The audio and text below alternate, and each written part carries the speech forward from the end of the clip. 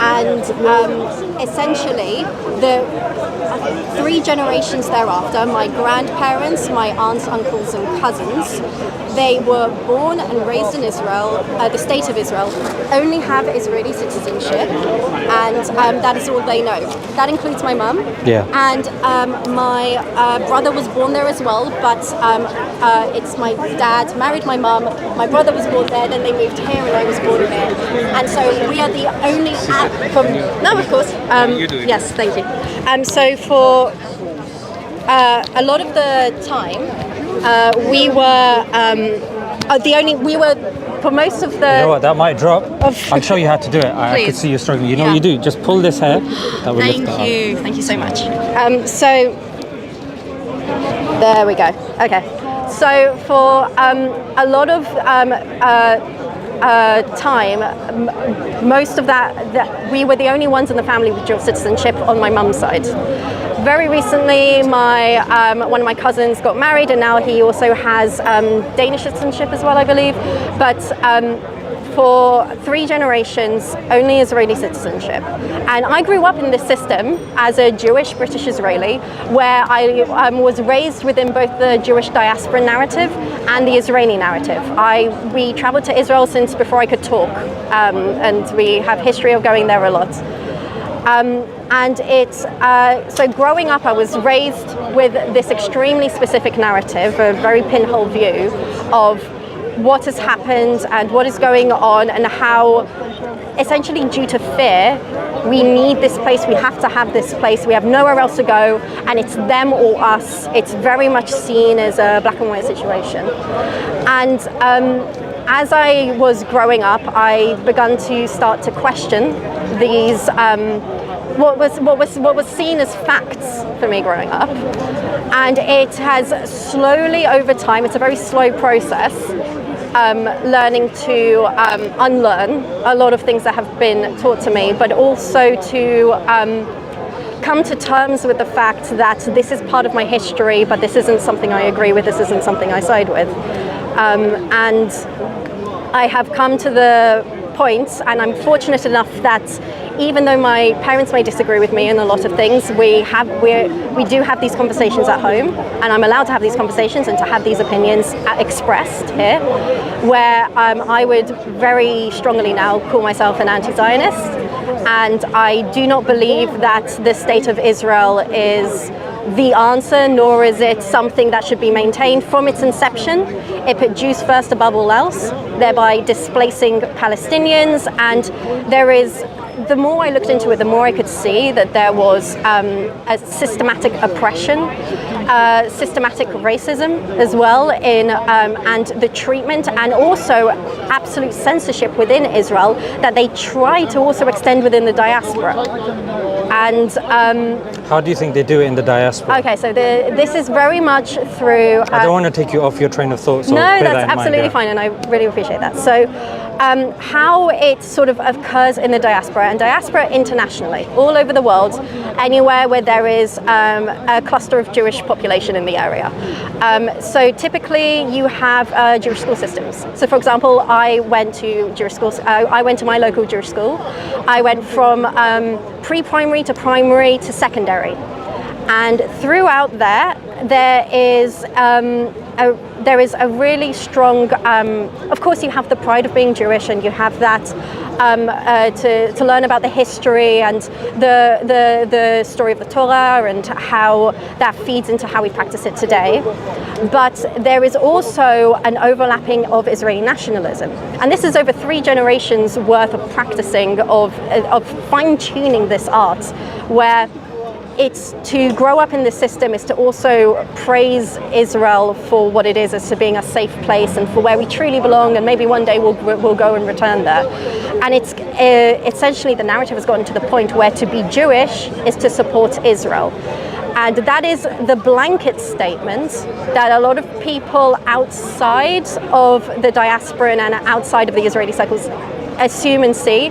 And it is very much at least until recent history, the majority of the case. However, what we're starting to see, especially with current like Gen Z and Gen Alpha, and it's starting to grow, there is discourse within the communities as people are really starting to question the narratives that have been set upon us since birth.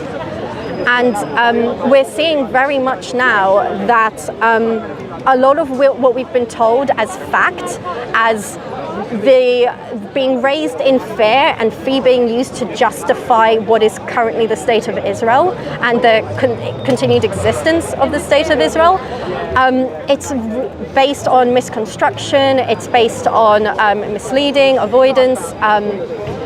There's a very much a sort of protective sphere of because we believe that we're constantly, currently, presently being persecuted from a historic context as well, that sort of feeds into it always being scared now, to the point where, I mean, just as an example, I had an argument that literally got to the point of shouting over just wearing this in public, just wearing the Star of David outside, because my parents were convinced that at one point or another, me wearing this, I would get attacked in some form. That is a great example of how the fear has been imbued in these circles.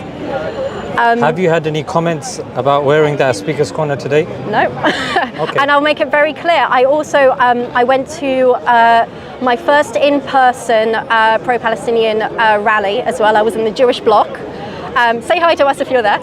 And it was one of the most genuinely, and I say this from the bottom of my heart, one of the most loving, warm and embracing sort of moments of everyone just knowing that we're united in this cause against what Israel is doing and what the state is doing and what it historically has done and continues to do and attempts to want to do in the future. And we need to work into preventing that now, very much so.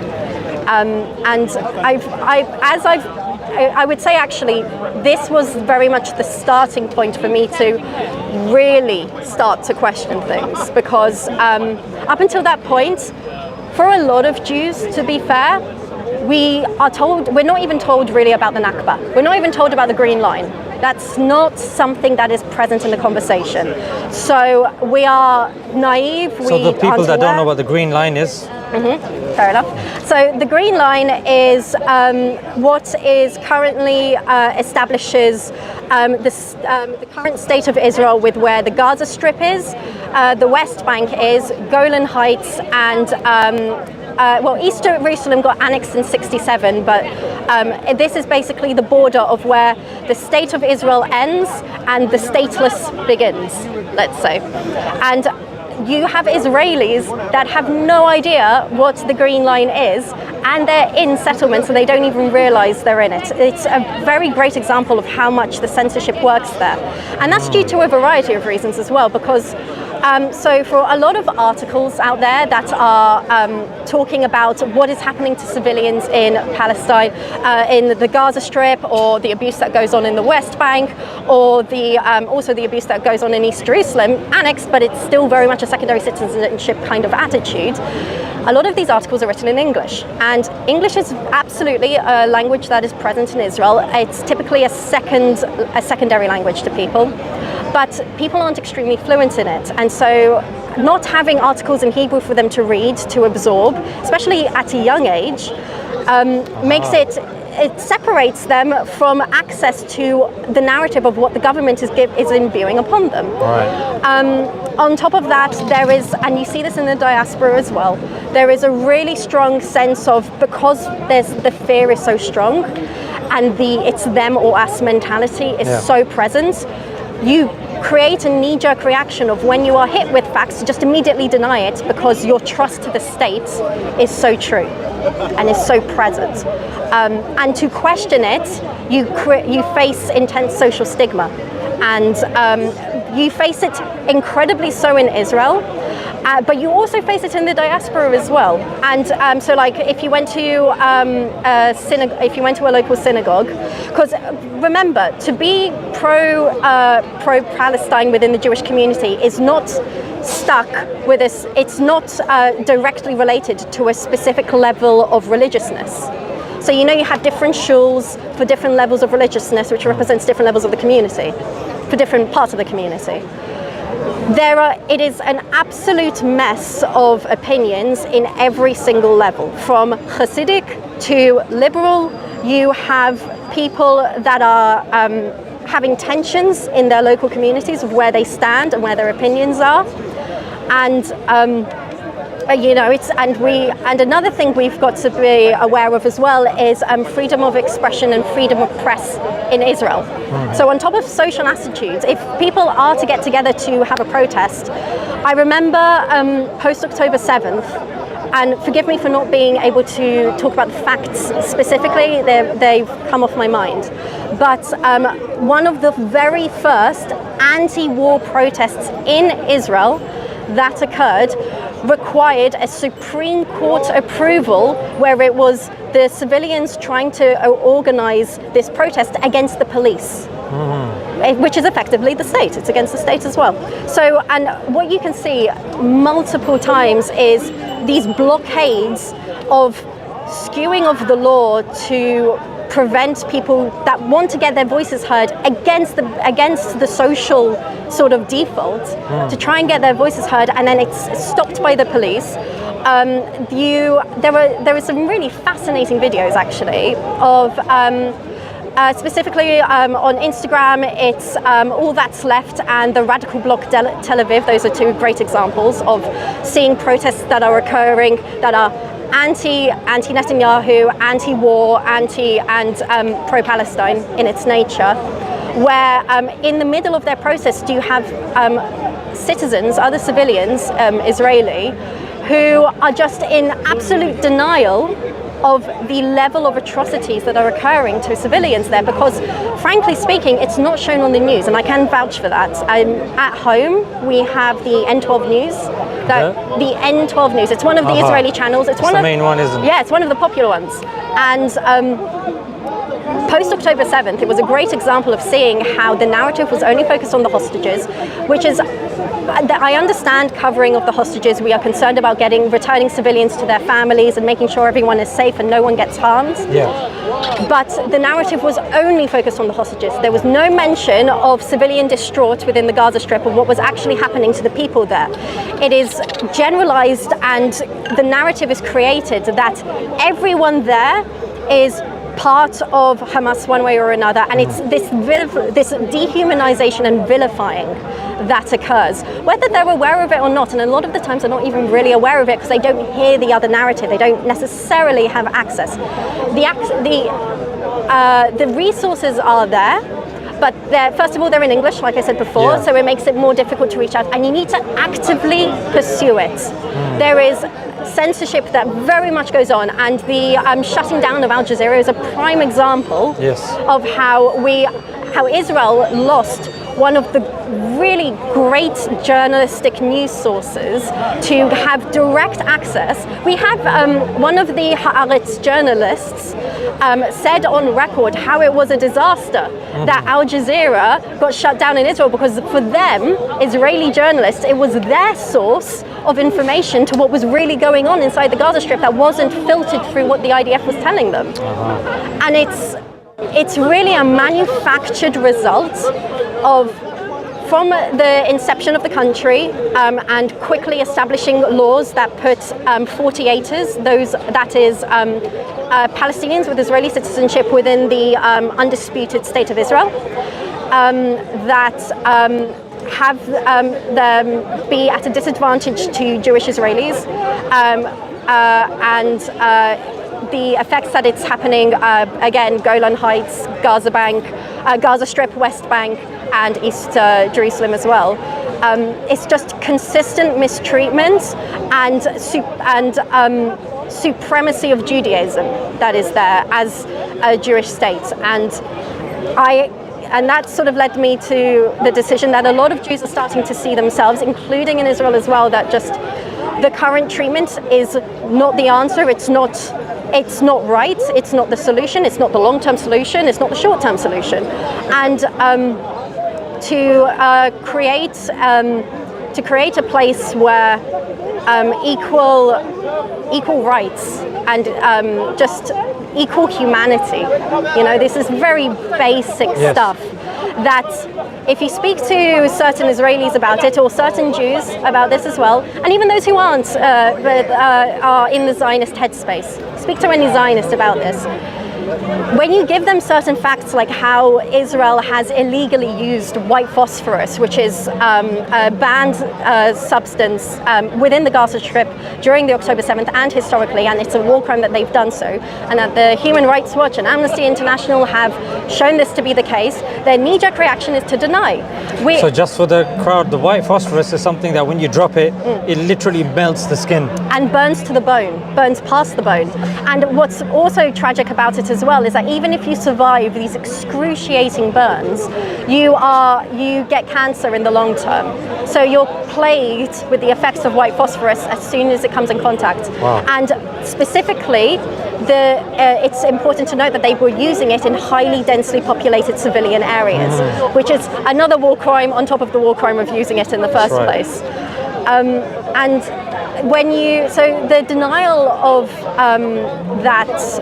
of these facts is also stemmed from, so I've said this many times about the language barrier, but also in the diaspora and in Israel, you get raised to essentially, and I remember being told this multiple times, don't trust what Amnesty International says, the UN isn't on our side, Human Rights Watch isn't on our side. And, you know, as someone who is anti-Zionist and has like sort of deprogrammed myself from a lot of this sounds insane.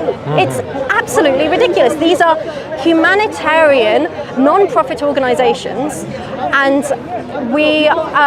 and you really you have so much blind faith because you've been told your entire life that you have nowhere else. You only have this land. And you don't even have access to the option, to the idea of coming to the notion of treating Palestinians equally. And it's insane. It's absolute insanity. And you don't realize it's insane until you've come out of it. And then you get this frustrating situation where you try and speak to people about it who are still in the depths of being the Zionistic system that they were raised in, to absolutely deny what's going on. And I would that's all right. I would absolutely say that the Zionistic system within Judaism is very much a programmed approach, and the deprogramming takes a very long time. And it's really interesting actually, because when you go to the Jewish bloc of these pro-Palestine rallies, you have people like me who are anti-Israel, anti-Zionist. You have also people that are anti-Zionist, but they're not quite where I am on the spectrum, where they're still in the process of deprogramming, I would say, where they believe that maybe a two-state solution is the way to go. It's clinging on to the fact that Israel is part of their identity and they have to let go of that. And remember, I'm someone that has 3 generations. This was not an easy process to let go, to separate, and to relearn a lot of what was taught to us, and that was frankly untrue and misconstrued and racist and however other many words.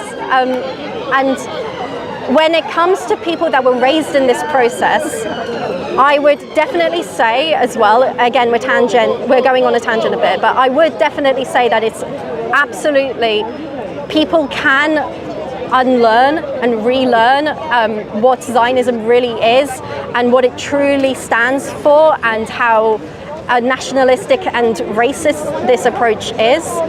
And it is absolutely possible, I'm proof of that. It takes time, it really does, and there's a lot of levels of acceptance that needs to go, of coming to terms that you are on the side of history that has contributed to this, that has over multiple generations played a part in establishing and maintaining the current status quo. And you need to actively want to look for the truth and to be honest with yourself and to face the facts. And it's something that takes time, but it's absolutely possible. So I would say that even citizens of Israel currently, including specifically Jewish citizens, we are already seeing that a lot of them are starting to wake up. Well, a minority is starting to wake up. But forgive me for being optimistic. I am optimistic that that voice can grow and that we can start to really question the lack of freedom of speech and freedom of press that is currently happening in the state. So, absolutely. So the reason why I just let you speak, because I appreciate it. Thank you. Yeah, no, I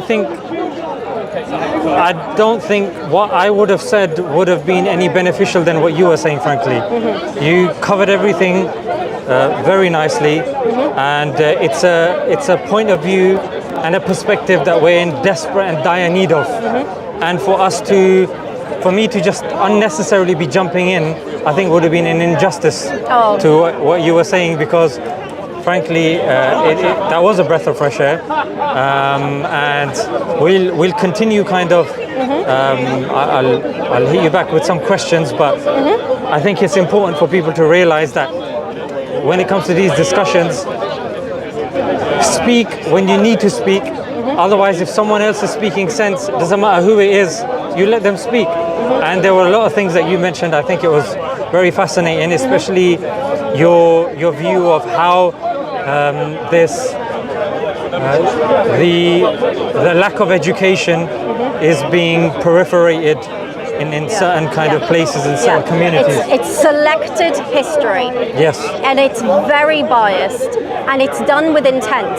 Whether the people in the system are aware of it or not, it is very much so a result of both lobbying within Israel and lobbying within the diaspora by pro-Israeli movements. And it's how a lot of Jewish schools around the world follow this narrative. Shuls do as well. Jewish newspapers go into it as well. And it's really important both within these circles and for people outside of these circles to be aware that there are Jews and there are people with Israeli citizenship that are questioning and going actively against what this narrative is, and that these voices are present, and we're really trying to grow these voices, and we're really trying to make it clear that we disagree with this wholeheartedly. It's not the answer, it's not what we're looking for, and it's not the solution to, forgive me for being cheesy, but it's not the solution for peace in the Middle East. So, yeah. Are you not worried about, say, your safety or how your own community is going to see you?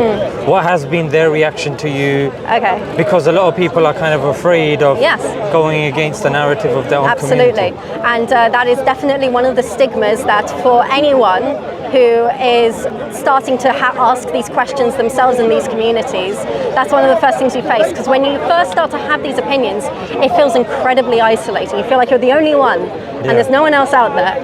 And thank Instagram, because there is much proof in multiple places, including in the UK, Na'amod. If you're not aware, if there are any diasporan British Jews listening, Na'amod UK, take a look at them. They're doing phenomenal work. They are an anti-apartheid pro-peace movement in the UK that is attempting to lobby against Britain's actions towards supporting Israel and war. Fantastic. Big up Na'amod. Yes, Na'amod UK. They're doing phenomenal work. I will preach about them till the cows come home. Yes, stigma in social circles. So personally, I have, for lack of a better term, I've come out to my family about these opinions, specifically to my parents and my brother and his fiance. They are aware, and to different levels they disagree with me. But I am very thankful that my dad specifically has allowed me to have these conversations at home, to express my opinion and to explore these viewpoints. It helped me form the opinion that I currently have. Even if he does disagree with it, he very much respects my opinion, and I'm very thankful that he let me have that space, even if he doesn't agree with me. With regards to the outer Jewish sphere, I would say that I'm not currently a member of a synagogue locally or anything like that. It's like the point that you mentioned, that because you class yourself as an anti-Zionist, naturally that's going to be attached with the label of anti-Semitic. Yeah. Have you got those labels thrown at you? Not yet. Oh no, I think I think my brother may have chucked something. I can't There it remember. is. I can't remember. Yeah. But what's really important, the Zionists that are saying that it's anti-Semitic, the kind of thoughts that I have, are once again fulfilling the systematic narrative of melding being Jewish with the state of Israel. Exactly, And yeah. we need to separate it. And a lot of people are really starting to do that narrative. You're seeing it in encampments in America Yeah. and even in England here. And you're seeing it internationally with all the movements that I talked about as well, including in Israel as well. They're trying to separate. They're trying to start the process of separating it. It's a little more nuanced, though, I would say. I will say my Israeli family isn't aware. I haven't specifically stated these opinions. I would say that even my family in England here aren't necessarily, they're aware I'm not sympathetic to the Israeli cause. They not necessarily aware I'm to the point of being anti-Israel. Which is a very interesting opinion to have as someone, to them, it's a very interesting opinion that I have as someone with family that is with Israeli citizenship as well. But I stand by what I believe in, and I believe in the humanity comes first. So You're still part of the Jewish faith? I am. I don't just wear this for show. I do consider myself Jewish, and I consider myself. This was very much this whole process of understanding my Israeli history and my sort of where it came from, and separating it from my Judaism helped me be more proud and more loud, let's say, of being Jewish, with regards to just wearing this in public.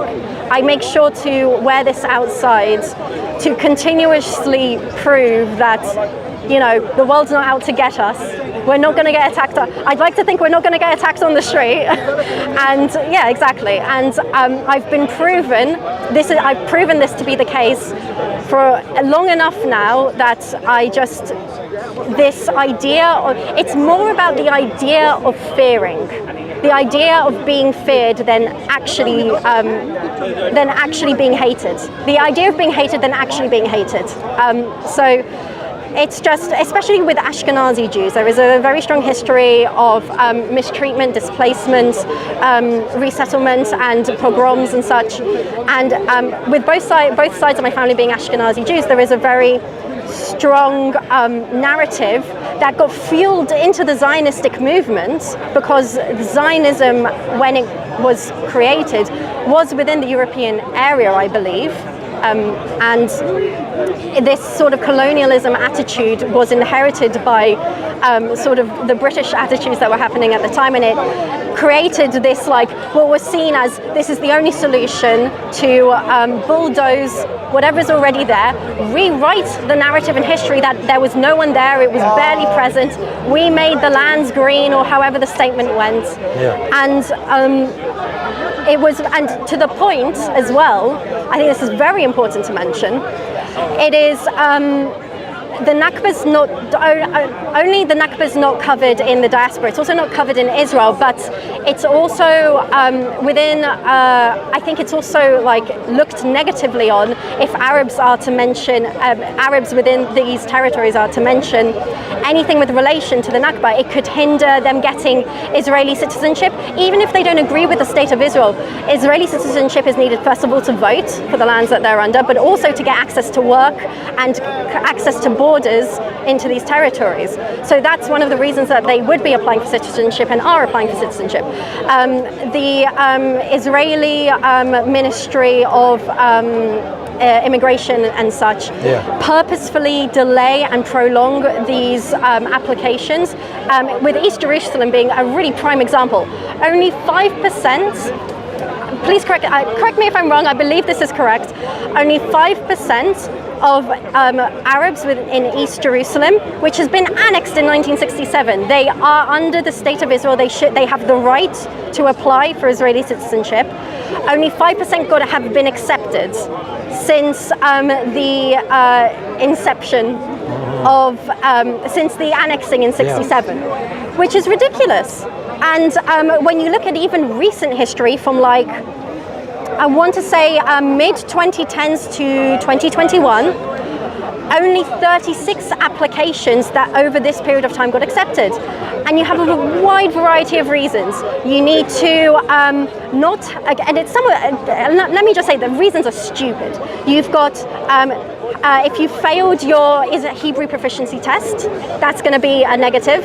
If you have posted in social media the Palestinian flag or said anything with regards to the Nakba or any form of sympathy to the situation, you'll get dismissed. Absolutely, this feeds into the censorship situation. Yeah. You also have this, and it gets really horrendous because you get these really vague statements of unsupportive to the state's cause or something like that. That's not the exact wording, but there is incredibly vague wording which then gets used to then reject or delay applications with almost no real reason, a lot of the time as well, and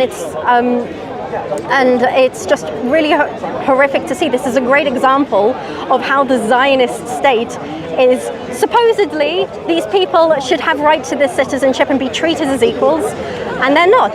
And even 48ers aren't being treated as equal as well, with 10 key discriminatory laws that are present from an Arab who is a member of Knesset can be discharged from being a member of the parliament, the Knesset, if the majority think that their opinions are too extreme or too violent. Funny how that law wouldn't extend now to the current situation in the Knesset, where you've got some real crazy people saying some really horrific stuff, but it specifies Arabs, which again, that is just racist and just an absolute horrendous standpoint. You also have laws that create a situation where when new towns are being built within the state of Israel, first of all, the funding towards the development of these towns, there is a law that says the government can decide where funding is allocated. So if a town is going to be majority Arab, they are likely it gets construed so that they receive less funding, and then Jewish exclusive states get construed to get more funding. And then when these settlements when these towns, settlements are in the West Bank, yes, but towns within the Israeli states, for specifying, I just want to use the correct wording, sorry. That's fine. So when these towns are built and the local community decides who comes in, there is another law that pairs very nicely with the previous law I just mentioned. I say this like it's horrendous, but it pairs with it of you can decide who is access and can come live in this town based on, again, a very vague and broad statement is said. It's like, that is like meets your standards or something like that. And that essentially gets practiced in the way that Jewish Israelis are allowed, and then Arab Israelis, Palestinians with Israeli citizenship are rejected. These 48ers get rejected. And so you have, I'm specifically talking about the state of Israel. These are 48ers experience, what 48ers can experience within the state of Israel. And so what in the I wouldn't mind moving. Yeah, if that's fine. all right. Yeah, sure. Thank you so much. What are you guys here today to talk about? I'm talking today about What's going on in Israel, Palestine? yeah. Yes, that would be wonderful. Thank you. You know what? It's Is this your camera? he's not. It's fine. No, it's fine. It's fine. Okay. No, over there, that's our cycle lane.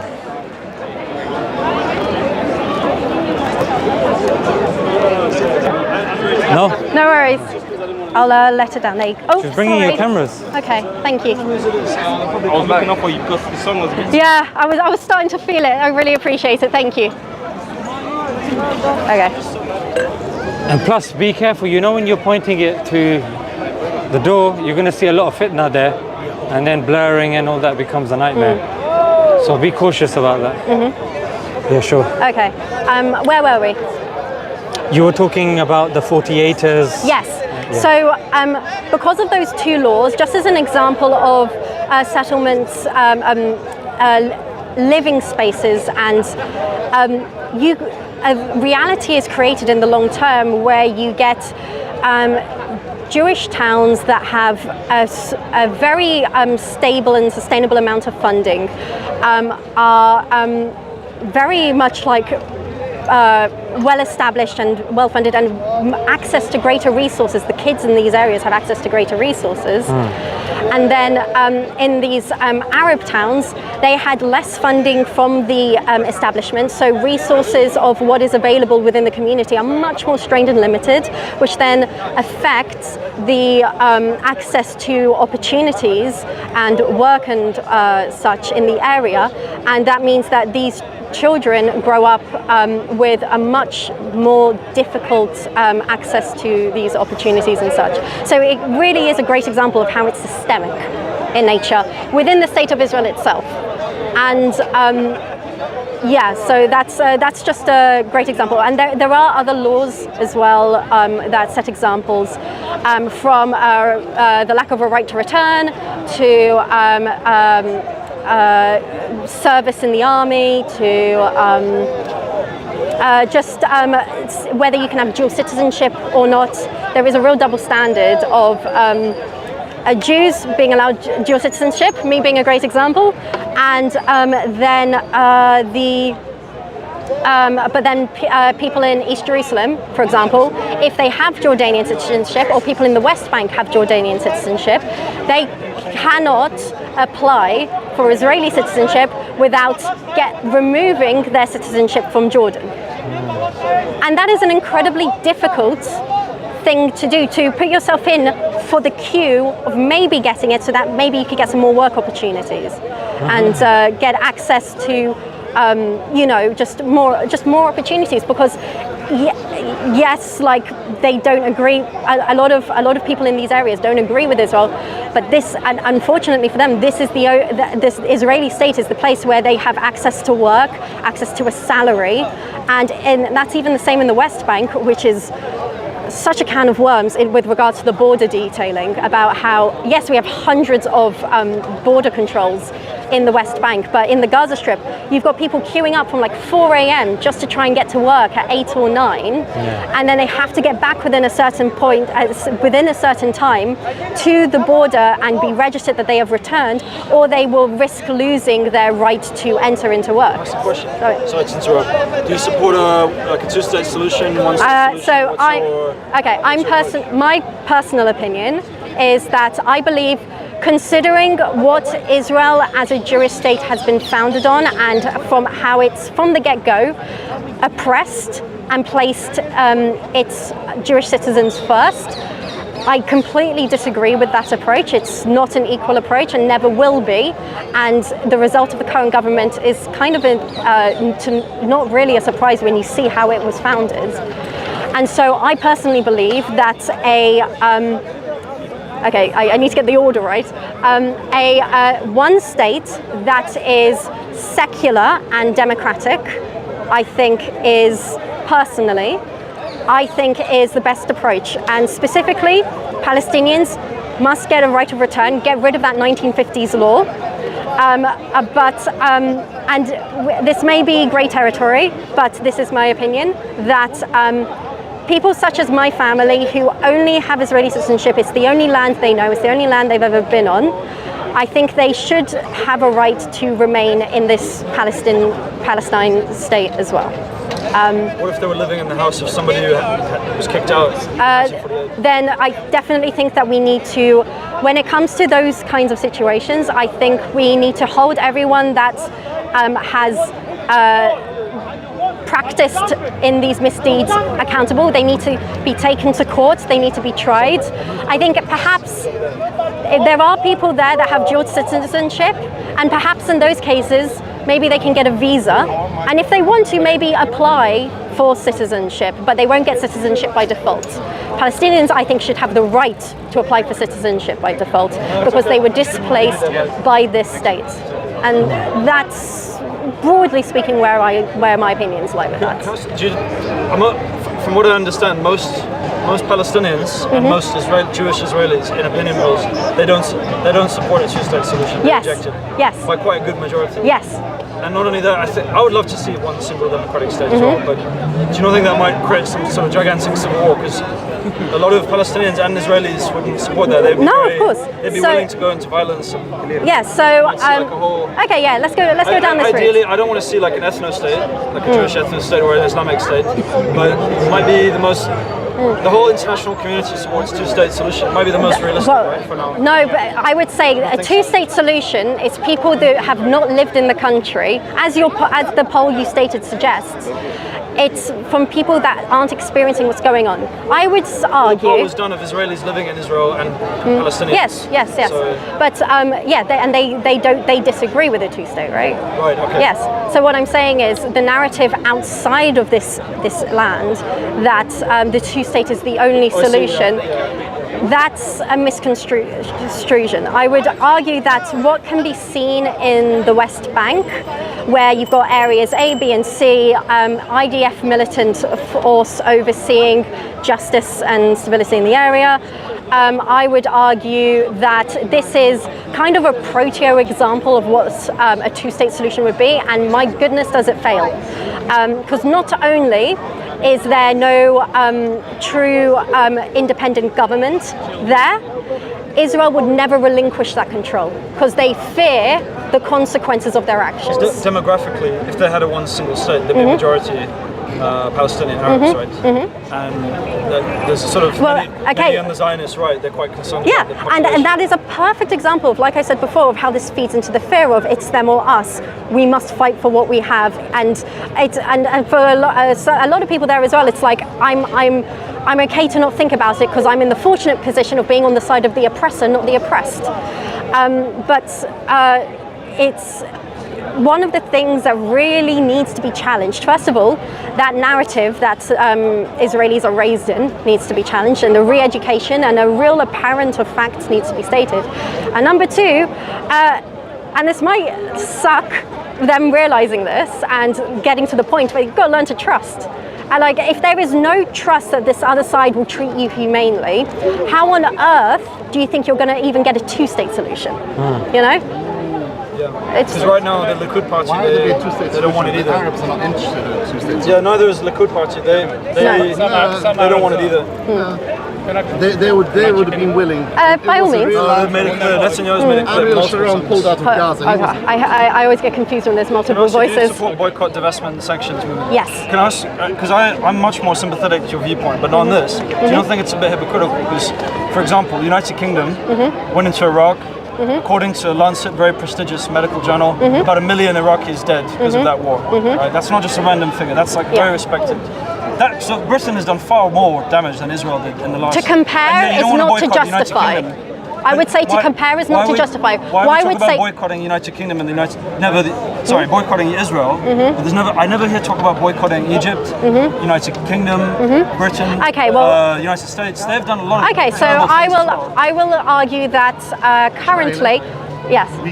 Okay, but I would, and that's fair enough as well. And these are perfect points of boycotting that I'm certain But just as a community- response to that, people have been boycotting China. They have been boycotting Denmark. They have been boycotting America. Boycotting it's Yes. a movement. I'd like to, and I'd also like to add as well that, first of all, for me, contextually, as someone who is Jewish, British, and Israeli with the passports, this is a personal matter to me that I want to affect and contribute to affecting to. But in the grander scheme of things, currently, right now, presently, a genocide is going on, and the collective unification of those that are pro-Palestinian in boycotting. As a singular person, that action may not be major, but as a collective, it has a significant economic effect, especially with Israel being a startup nation. Like, they thrive economically in creating startups, especially in the tech industry. So boycotting all, no, that's all right. So boycotting all of these systems, boycotting the trade and the resources that come in and out, and the sources and the companies that are based there as well, sets a very clear message and a very clear pressure to our governmental officials here to start to do the right thing humanitarianly. Because there is no genocide, so you've actually achieved it. Well, Okay, let's just finish our thing. I mean, that is just. sorry, that's a can of worms. We're not interested in people that can't accept genocide for genocide. You can have that conversation later. You can have that conversation later. So we're just gonna. We'll just round off our conversation, which went over for about an hour, and there was, I mean, you gave your time and you made some fantastic points that I think are very helpful for the discussion. Points like that aren't, and you can have that discussion later. You can have that discussion later on. You can have that discussion later on. I would say this is a very you're prime clearly lying example of a Zionist and what you're doing is, you know what you're doing, which is very much I mean, staunch Tony, and you've come, set, and there is a knee-jerk reaction. There is a protective nature, and it's very much a result of 3 generations of people being raised in this narrative, which has gotten to being it's them or us, and this is a very good example of that, I would say. Yeah, you know what? That's such a very good point. That's actually that's illustrated your point incredibly well, and because of the mashallah, how the depth, and I'm sure a lot of people watching probably didn't know this, and it is a message of hope, and we don't want to contaminate it with these sorts of conversations that happen here, every other week. So thank you for your time. It was a pleasure to have this conversation. Thank you so much. And Thank you. yeah, thank you. Thank you. Can I ask another question? So sorry to. Yes. What do you think of the recent poll done of Muslims in the UK saying 46% support Hamas and about a quarter of, only about I think a quarter of Muslims agree that on October 7th I'll take there that. was Thank you. like rape and murder of people. Do you think this might be a problem? Yeah. So there was a poll done by a neutral Take body, this. by the way. They found out about 46% of UK Muslims support Hamas, and they found out about 25% say that they want any rapes and murders on Hamas. How can this man say that the civilians are collateral damage? This guy is a clown. Thousands and thousands of people. He's a clown. We don't have time for clowns. That's what helped create Hamas. Put them here. It's really generous.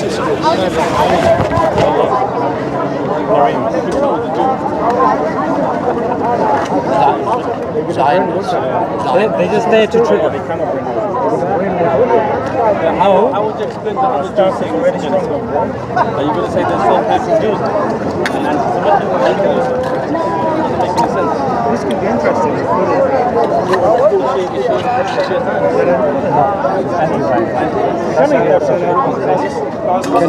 Can I tell you where I was born? Come on. I'm 4 months older than Israel. And I love the name as well. What a legend.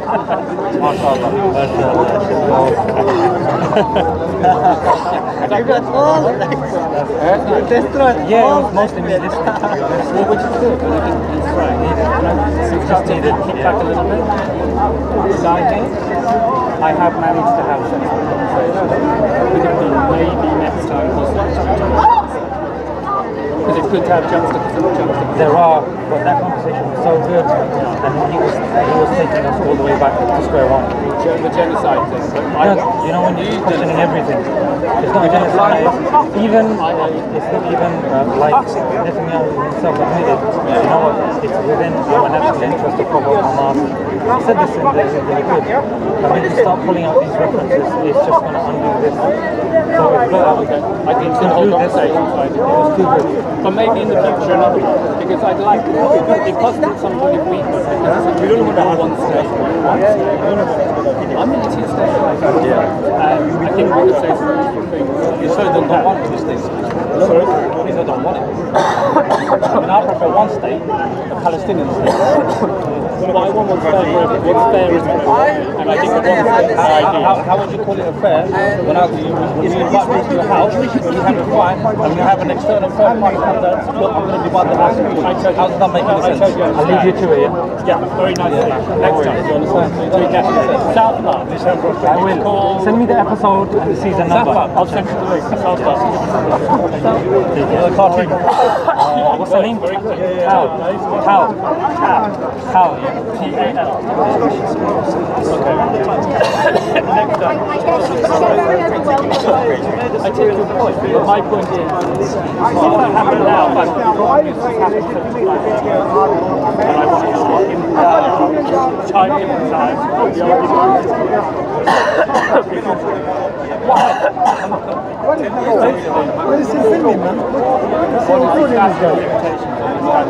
Again, it's wrong kind of Spider-Man. Just consider the whole planet.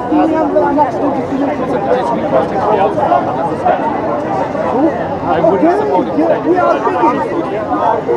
I think the bunch of immigrants came in a land grab, albeit traumatized, and also facilitated by the British Empire, like, hey, you can have it, right? So it's even complex there, but nonetheless, I supported it in that relationship. 75 years, 20 years later, mostly all the people responsible for that part again, and it's children of these people who've inherited the problem. Most people can agree it's got a little more than So what you're saying is, this is we must